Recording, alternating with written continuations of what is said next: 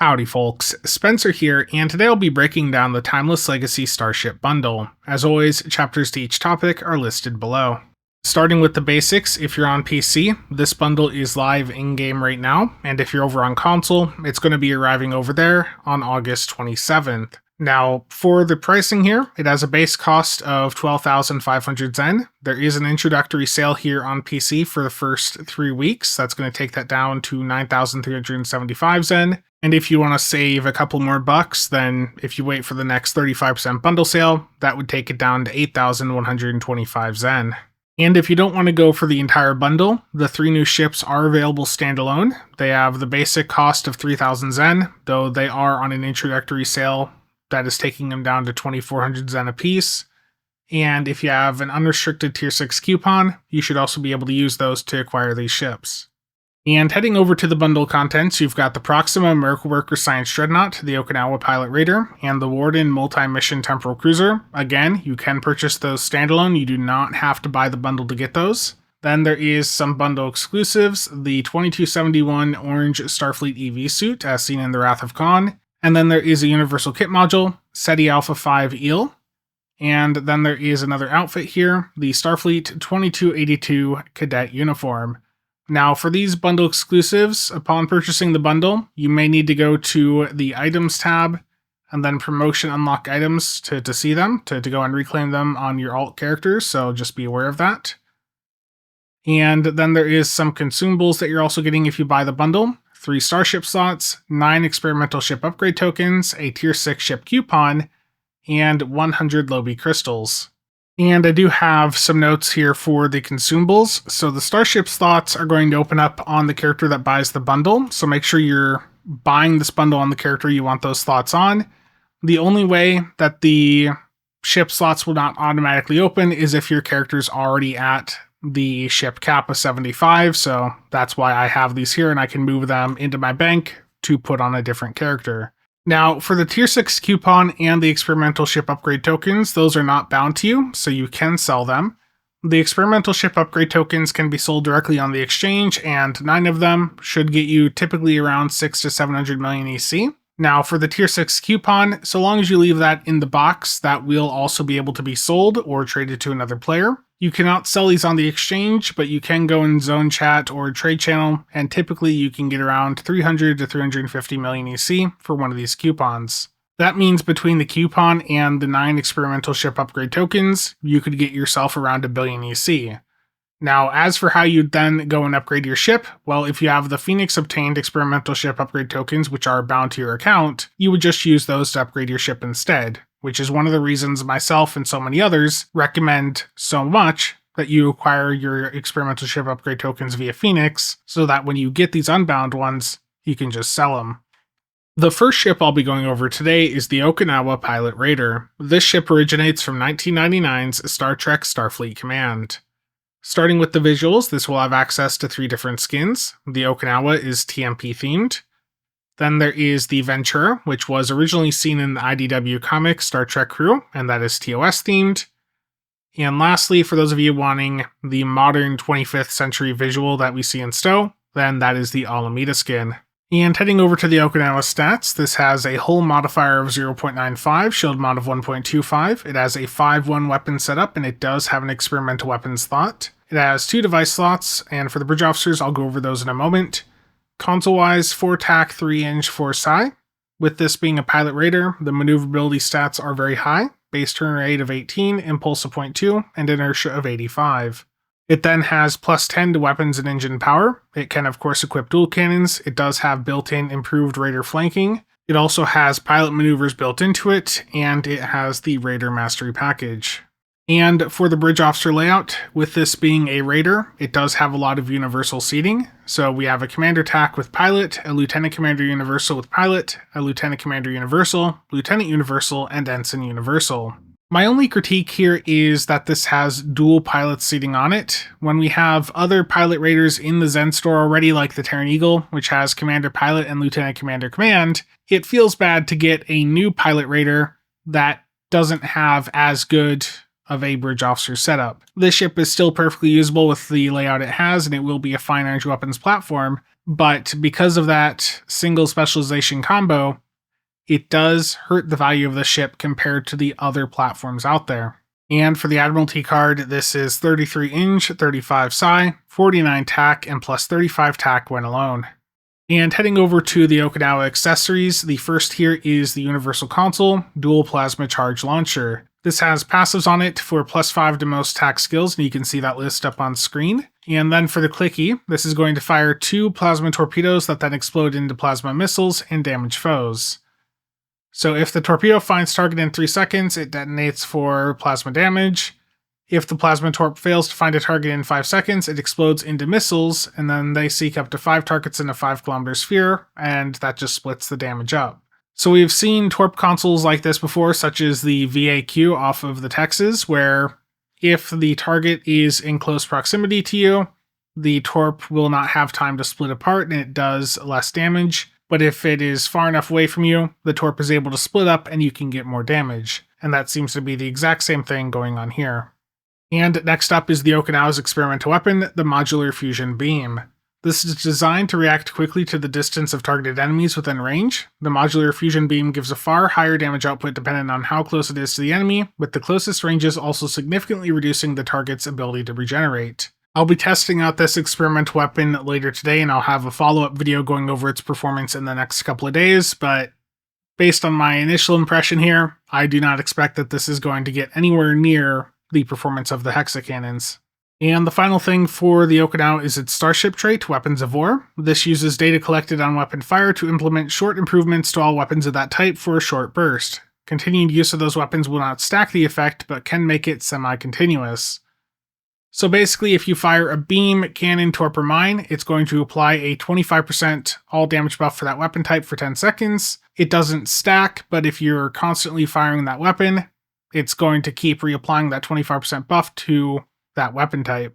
Now, for the damage buff, this 25% all damage, it doesn't have bonus there, so that would imply that this is Cat 1. If this is a Cat 1 damage buff, then that's less than what a single tack console would provide, and this trait's not going to have much value. But if it was intended to be Cat 2 and they just forgot to put bonus in, then that would make this a pretty solid budget trait.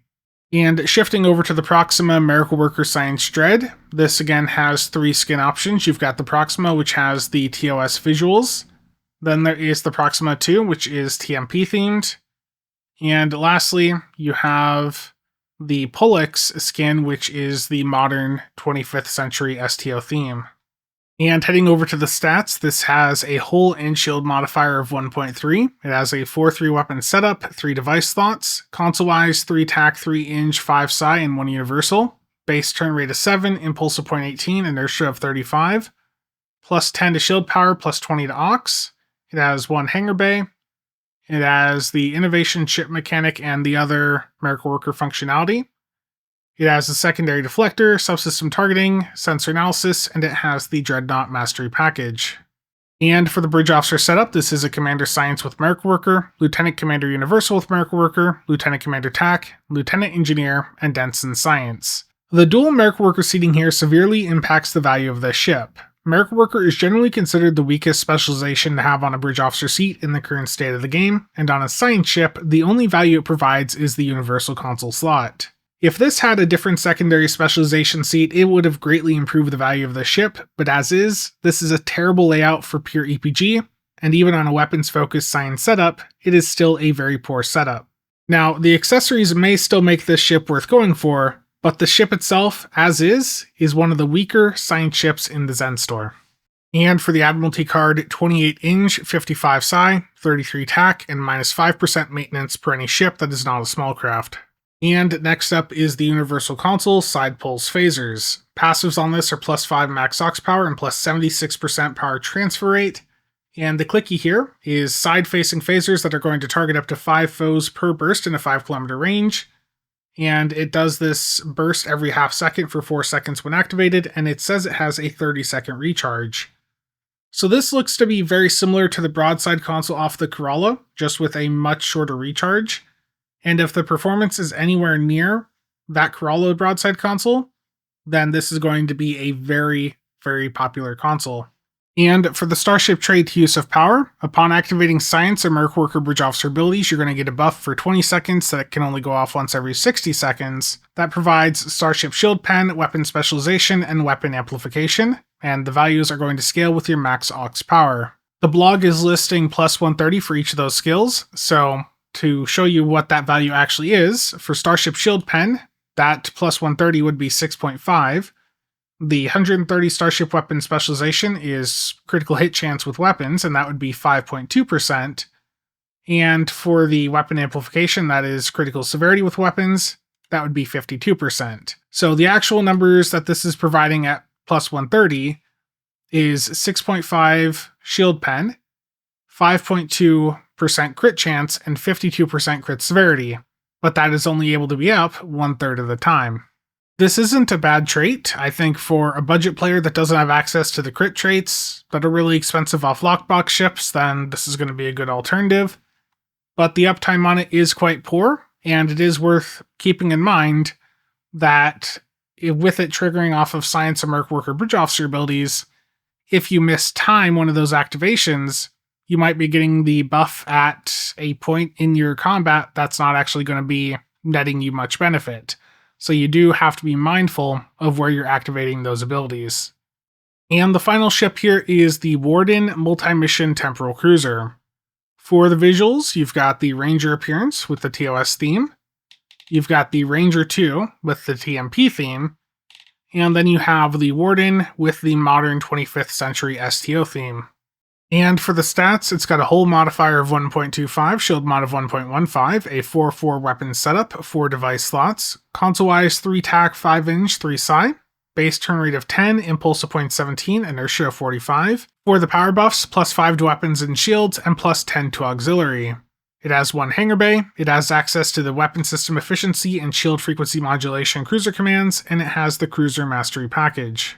And for the bridge officer seating, you've got a Commander Eng with Temporal, Lieutenant Commander TAC with Temporal, Lieutenant Commander Science, Lieutenant Engineer, and Ensign Universal.